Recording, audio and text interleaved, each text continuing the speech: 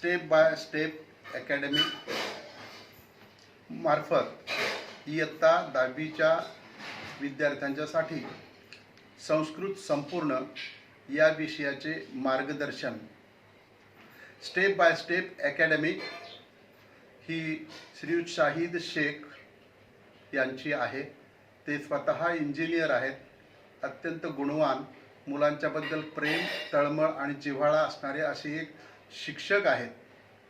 त्यांनी आपल्यासारख्या चांगल्या शिक्षकांचा एक संच तयार केलेला आहे आणि हे शिक्षक या क्लासमध्ये वेगवेगळ्या विषयावर मार्गदर्शन करत असतात। मी स्वतः माडगुळकर BR सेवानिवृत्त माध्यमिक शिक्षक आहे। मी MA इंग्लिश आणि MA आहे। शाळेमध्ये मी 34 वर्ष इंग्लिश आणि संस्कृत हे विषय शिकवलेले आहेत। पुण्यामधील रावसाहेब पटवर्धन विद्यालयातून माध्यमिक शिक्षक म्हणून मी सेवानिवृत्त झालेलो आहे। शाळेमध्ये मी इंग्लिश आणि संस्कृत हे विषय शिकवलेले आहेत। मी डॉन बॉस्को सारख्या कॉन्व्हेंटमध्ये इंग्लिश विषय 8वी पासून 12वी पर्यंत शिकवलेला आहे। वेगवेगळ्या शाळांमध्ये मी संस्कृत आणि इंग्लिश 5वी ते 12वी शिकवलेला आहे। मी ग्रामीण भागात शिकवलेला आहे, शहरी भागामध्ये शिकवलेला आहे।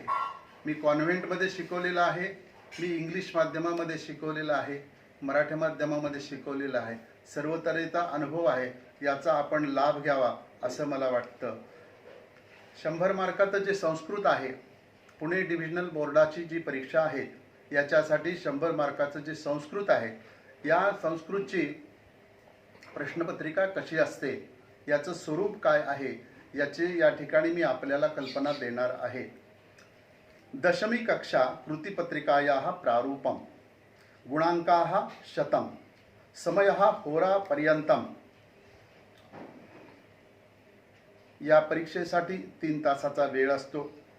विषय संस्कृतम संपूर्णम। 100 मार्कांची ही परीक्षा असते।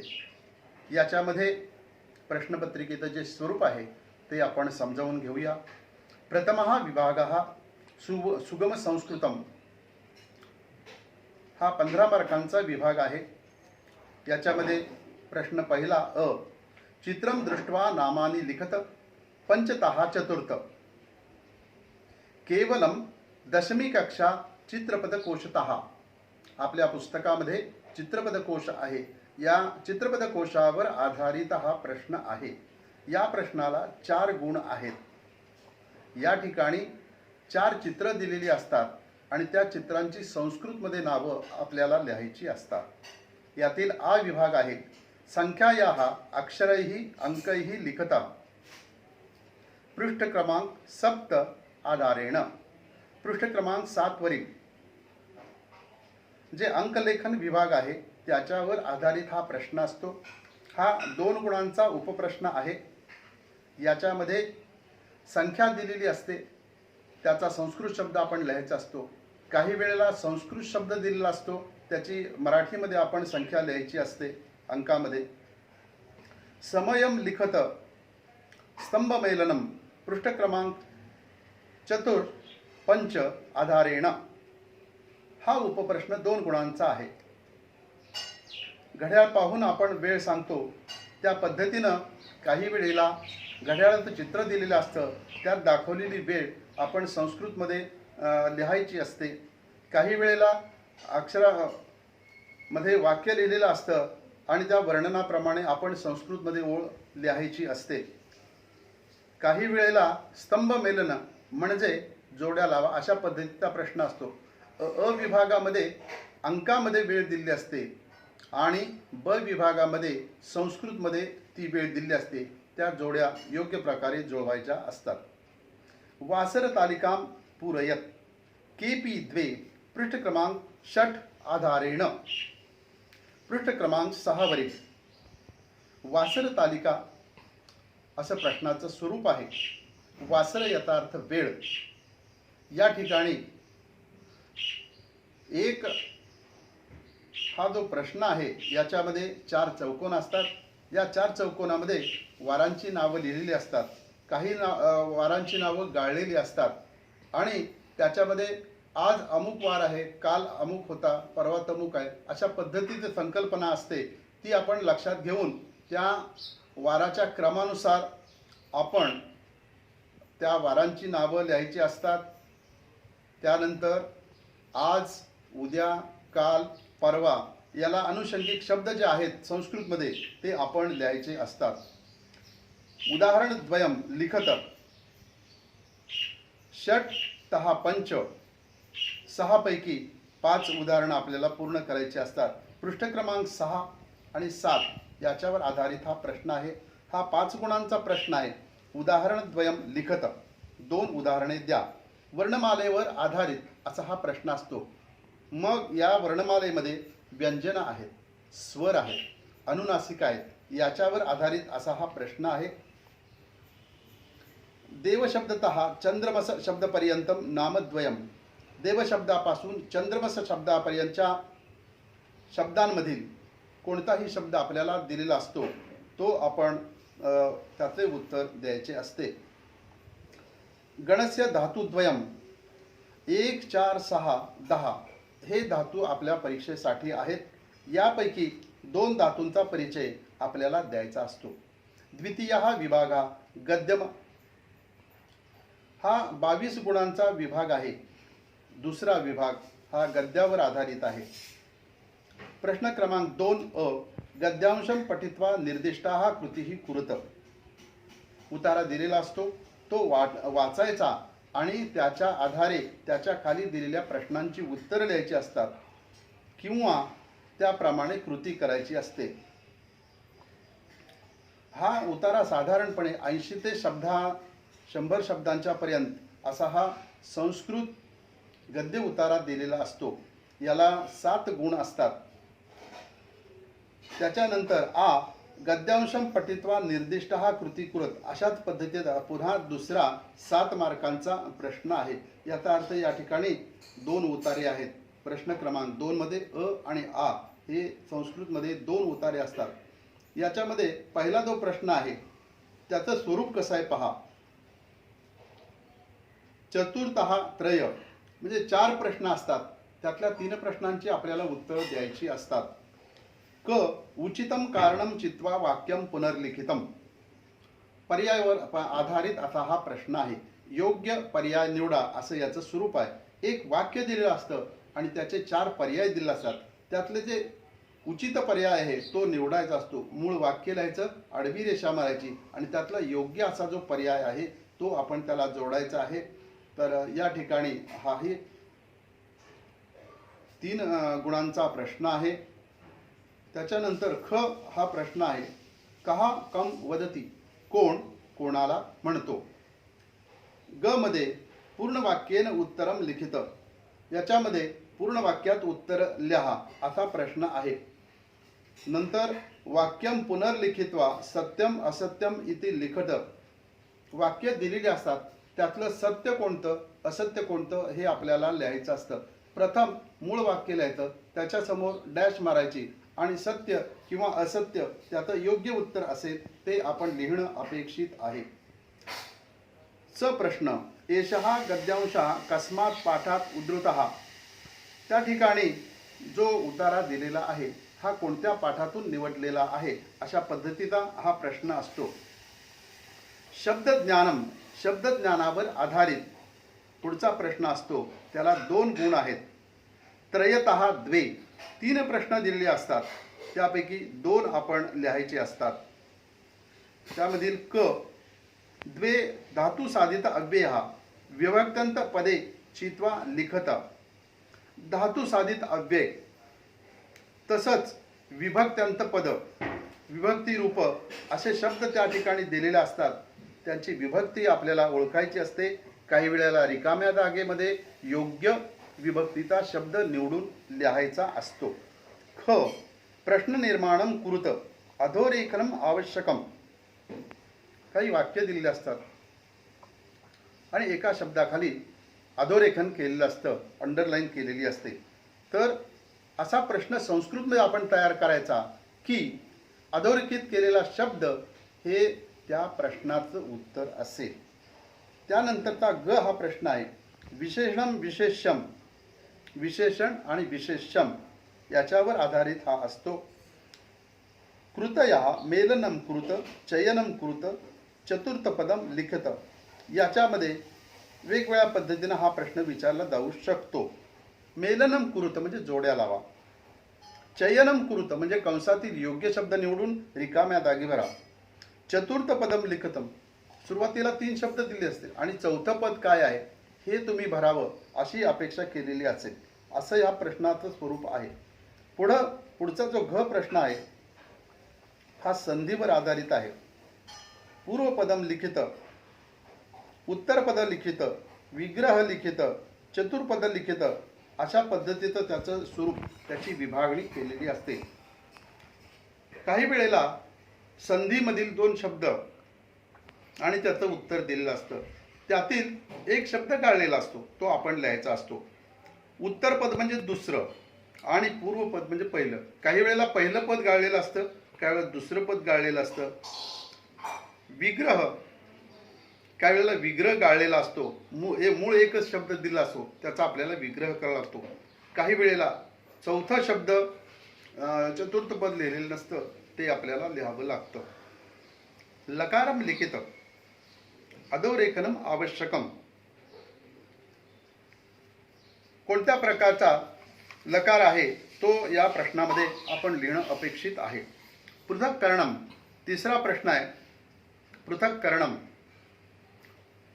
त्यातला घ विभाग क्रमेण योजयत या ठिकाणी काही वाक्य दिलेली असतात आणि ती योग्य क्रमानं ज्या पद्धतीनं त्या कथेमध्ये घटना घडलेल्या असतात त्या कथेच्या क्रमानुसार ती वाक्य आपल्याला लिहायची असतात. या प्रश्नाला 2 गुण असतात किंवा याला एक पर्याय असतो ख, रेखाचित्रम. जालरेखा, वृक्षरेखा, प्रवाही जालम, स्तंभपूर्णम, शब्दपेटिका, गद्यांशः. रेखाचित्र एक चित्र काढलेलं, स्केच काढलेलं असतं आणि त्याच्यावर आधारित हा प्रश्न असतो. याच्यामध्ये वृक्षाच्या आकाराचं एखादं चित्र असू शकतं. प्रवाही पद्धतीनं त्या ठिकाणी माहिती दिलेली असेल, स्तंभ पूर्ण केलेला असेल किंवा पेटीमध्ये शब्द दिले असतील वेगवेगळ्या. अशा वेगवेगळ्या याच्यामध्ये उपप्रकार आहेत. ई गद्यांशम पठित्वा सरळार्थम लिखितम. गद्यांश दिलेला असतो आणि त्याचा आपल्याला सरळ अर्थ लिहायचा असतो. याच्यामध्ये नाट्यस्तंभकः नदी सूक्तम हे पाठ निवडलेले आहेत. या पाठावर आधारित हे प्रश्न असतील. पंचवाक्यात्मकम गद्यांशम दातव्यः. 4 ते 5 वाक्यांचा असा गद्यांश आपल्याला या ठिकाणी दिलेला असतो. की माध्यम भाषेया उत्तरम लिखित. आपली जी माध्यम भाषा आहे, आपली मराठी, बहुधा सर्वांची मराठी भाषा आहे, त्यांनी मराठी भाषेमध्ये उत्तर लिहायचं आहे. त्रयः तः द्वे, 3 प्रश्नापैकी 2 प्रश्नांची उत्तर लिहायचं असत. केवलम स्वाध्यायधारितम. आपल्या पुस्तकामध्ये जे पाठ आहेत त्या पाठावर आधारित हा प्रश्न असतो. याला एकूण 4 गुण असतात. तृतीयः विभागः पद्य. तिसरा जो विभाग आहे हा पद्य आहे. हा 20 गुणांचा आहे.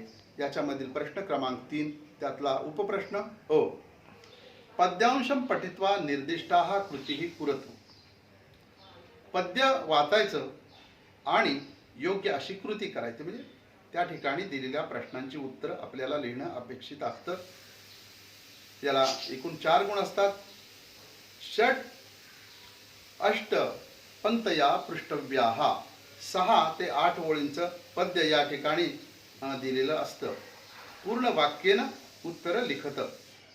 पूर्ण वाक्यामध्ये उत्तर लिहा असं याचं स्वरूप आहे.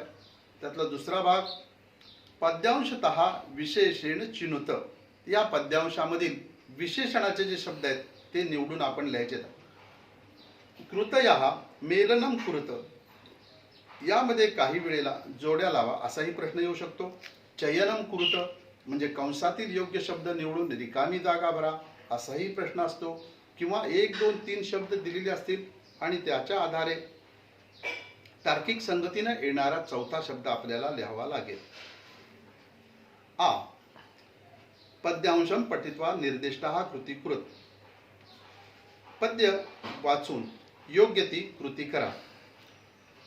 षष्ट अष्ट पंक्तया पृष्ठव्या. या ठिकाणी सुद्धा 6 ते 8 ओळींचं पद्य आपल्याला दिलं असतं. याला 4 गुण असतात. कृतया अपेक्षित कृती कोणत्या आहेत पहा. 1. पूर्ण वाक्याने उत्तरम लिखित. प्रश्नाचे उत्तर पूर्ण वाक्यामध्ये द्या. 2. संधी. संधी असतात. संधीवर आधारित हा प्रश्न आहे. पूर्वपदम लिखित, उत्तरपदम लिखित, विग्रहम लिखित, चतुर्थपदम लिखित. अशा पद्धतीनं या प्रश्नामध्ये सुद्धा पूर्वीच्या प्रश्नाप्रमाणे पूर्वपद काही वेळेला गाळलेला असेल, उत्तरपद काही वेळा गाळलेलं असेल, काही वेळेला विग्रह गाळलेला असेल, काही वेळा चतुर्थपद गाळलेला असेल. तर जे शब्द गाळलेला आहे तो आपण उत्तर म्हणून लिहायचा असतो. तिसरा आकडा माध्यम भाषेया उत्तरम लिखित. या प्रश्नामध्ये आपल्या माध्यम भाषेमध्ये म्हणजे मराठीमध्ये उत्तर देणं अपेक्षित आहे. हा प्रश्न सुद्धा आपल्या पाठ्यपुस्तकावर आधारित असा असतो. ई. पद्ये शुद्धे पूर्णेच लिखत.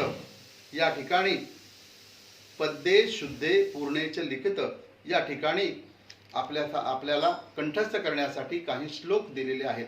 हे श्लोक आपण पाठ केलेले असावेत अशी अपेक्षा आहे. साधारणपणे एक श्लोक 2 ओळीचा असतो. अपवादानं काही श्लोक 4 ओळीचे आहेत. तर त्यांनी सुरुवातीचे 2 शब्द दिलेले असतात आणि बाकी टिंबटिंब दाखवलेलं असतं. म्हणजे तो श्लोक आपण पूर्ण करायचा असतो. हा श्लोक पूर्ण करत असताना तो पूर्ण श्लोक करून लिहायचा असतो. लिहित असताना शुद्धलेखन पाहणं गरजेचं आहे. पहिला उकार, दुसरा उकार, ऱ्हस्व दीर्घ, मात्रा, वेलांटी, पहिली वेलांटी, दुसरी वेलांटी, अनुस्वार किंवा विसर्ग या सगळ्या विरामचिन्ह आहेत. यांचा आपण उपयोग केलेला असला पाहिजे. त्याला गुण असतात. क. चतुर्पंक्तियुक्त हा पद्यम अथवा चतुर्पंक्तियुक्तम पद्यम.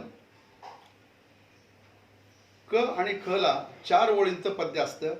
दुसरा विभाग आहे त्यामध्ये द्विपंक्तियुक्तम पद्यम अथवा द्विपंक्तियुक्तम पद्यम. ग आणि घ याच्यामध्ये 2 ओळीचं पद्य असतं. ई विभाग दीर्घ ई. अन्वयम पूरयत. सुक्ती सुदातः तथा युग्ममालातः एव अन्वयः प्रष्टव्यः. आपल्या पाठामध्ये सुक्ती सुदातः आणि युग्ममाला असे 2 पद्य पाठ आहेत. याच्यावर आधारित हा प्रश्न असतो. अन्वय याचा अर्थ त्या ठिकाणी पद्याच्या 2 ओळी दिलेल्या असतात, सुभाषिताच्या 2 ओळी दिलेल्या असतात.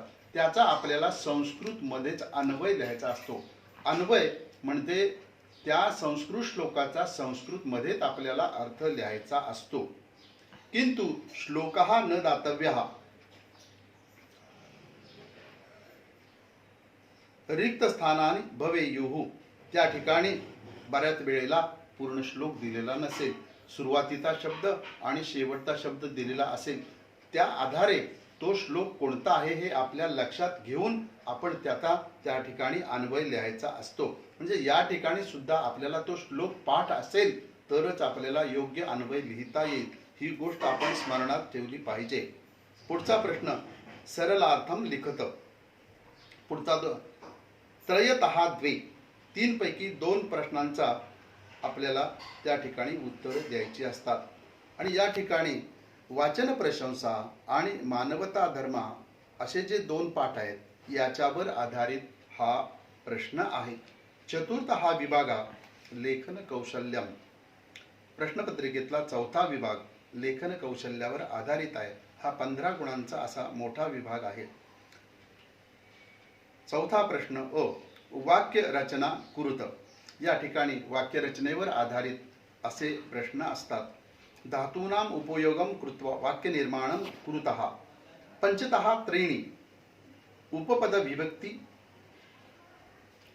धातूनाम उपयोगम कृत्वा वाक्य निर्माणम कृता. या ठिकाणी आपल्याला धातू दिलेले असतात आणि या धातूचं योग्य रूप आपल्याला रिकाम्या जागेमध्ये भरावं लागतं. द्वे अमरकोशात शब्दम योजयित्वा वाक्यम पुनर्लिखितम. आपल्या पुस्तकामध्ये शेवटी अमरकोश नावाचं एक पान आहे. अमरकोश म्हणजे काय आहे? या ठिकाणी समानार्थी संस्कृत शब्दांची यादी आहे. आपण हे नेहमी वाचत राहिलो तर आपले हे सगळे पाठांतर होऊन जातं. समानार्थी शब्द द्यायचा आहे, पण तो संस्कृत मधलाच द्यायचा आहे, मराठी मधला द्यायचा नाही, किंवा त्या संस्कृत शब्दाचा मराठीत अर्थ लिहायचा नाही. अमरकोशात शब्दम योजयित्वा वाक्यम पुनर्लिखितम. या ठिकाणी एक वाक्य दिलं असतं आणि त्या ठिकाणी समानार्थी शब्द तुमच्याकडून अपेक्षित असतो. तिथं असलेल्या शब्दाला समानार्थी शब्द आपण द्यायचा असतो. चतुर्थः द्वेहि, 4 शब्दांपैकी 2 शब्दांना समानार्थी शब्द द्यायचा असतो. या प्रश्नाला 2 गुण आहेत. नंतरचा प्रश्न आहे 4आ. पंच सप्त वाक्यात्मकम निबंधम संवादम लिखित. हा जो प्रश्न आहे, प्रश्न 4 त्यामधील आ, यामध्ये वर्णनात्मक असा प्रश्न आहे. या ठिकाणी आपल्याला निबंध लिहायचा असतो, काही वेळेला संवाद लिहायचा असतो. निबंधामध्ये विषय साधारणपणे मम प्रियः उत्सवः, खगः, मम प्रियः कविः, मम प्रियः नेता, मम प्रियः पुस्तकं, मम प्रिया भाषा, मम प्रिया भारतीय प्रसिद्धं स्थलम. अथवा याला आणखीन एक पर्याय असतो. तुम्हाला निबंध लिहायला नको असेल तर तुम्ही संवाद लिहू शकता. संवादाचा विषय अथवा मध्ये दिलेला असतो. संवाद गृहं, शालां, आपणं, प्रवासः, कार्यालयः, रुग्णालयः, दूरवाणी. तर संवादामध्ये त्यांनी विषय दिला असतो, त्यात आपण कल्पनेनं हा संवाद लिहायचा असतो. संवादाचा विषय दिलेला असतो, व्यक्ती आपण निवडायच्या असतात आणि त्या 2 व्यक्तीमध्ये 3 व्यक्तीमध्ये असं तो त्या विषयावर आधारित आपल्याला संवाद लिहायचा अपेक्षित आहे.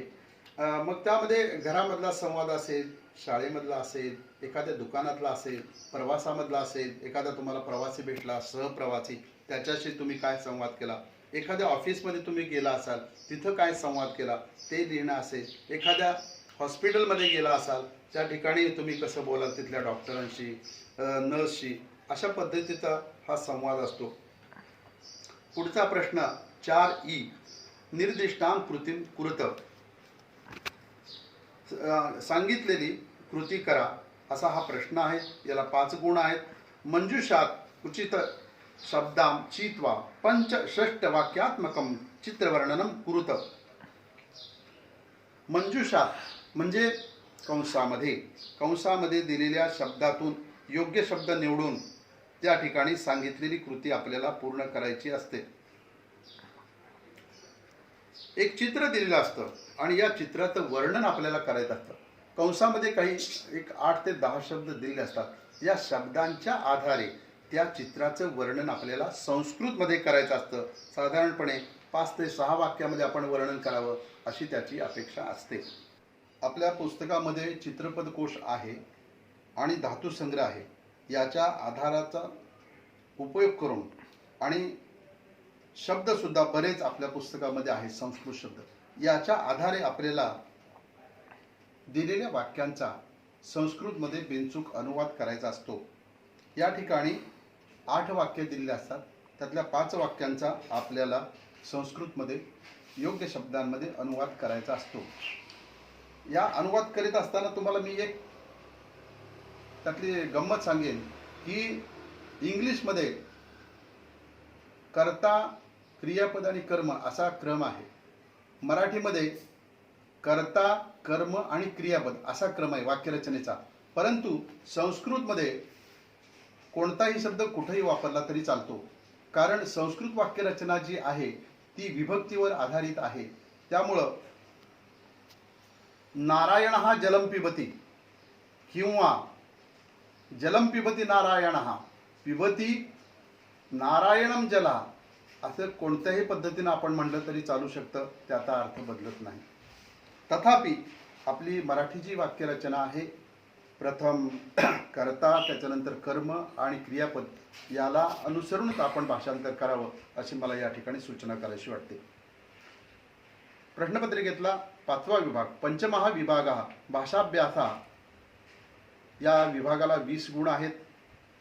प्रश्न 5वा अ तालिकापूर्तीम कुरुत या ठिकाणी आपल्याला 3 प्रकारचे टेबल्स दिलेली असतात, त्याला तालिका म्हणलेला आहे. आणि त्याच्यामध्ये एक जो प्रश्न आहे 2 गुणांचा तो नामतालिकेवर आधारित आहे. आपल्याकडं जी नामं आहेत आपल्या पुस्तकामध्ये टेबल्स दिलेले आहेत, नामांची टेबल्स आहेत, सर्वनामाची आहेत, क्रियापदांची आहेत, याच्यावर आधारित हा प्रश्न असतो. हा 8 गुणांचा प्रश्न पूर्णतः पाठांतरावर आधारित असा आहे. आपलं पाठांतर चांगलं असेल तरच आपल्याला या प्रश्नांची उत्तरं लिहिता येतात.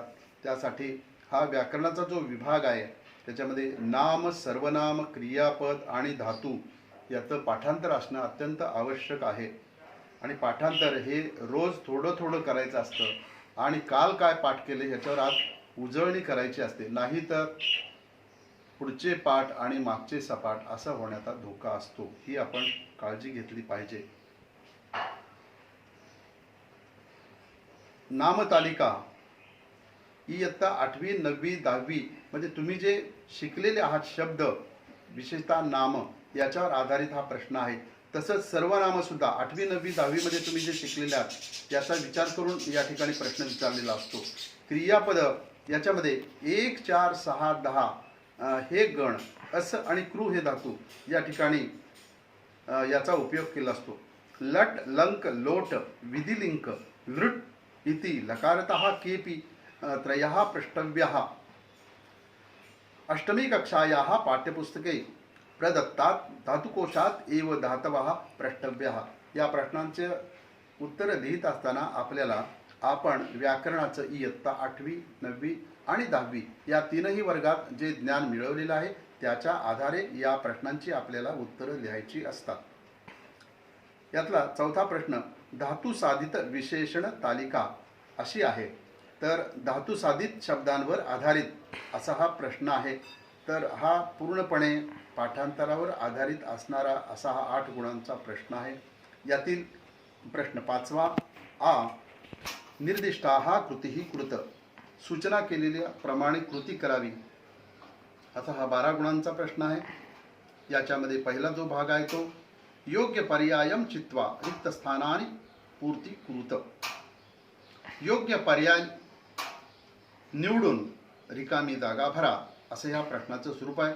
पंचतः त्रीणी या ठिकाणी 5 वाक्य असतील, त्यातील 3 वाक्यांची आपल्याला उत्तरं द्यायची आहेत. संख्यावाचकम, क्रमवाचकम, आवृत्तीवाचकम आधारणे पंचवाक्यानी. संख्यावाचक, क्रमवाचक, आवृत्तीवाचक याच्या आधारावर हा प्रश्न आहे. ते सुद्धा पाठांतराचा भाग आहे. दुसरा प्रश्न समासानाम तालिकापूर्ती कुरुत.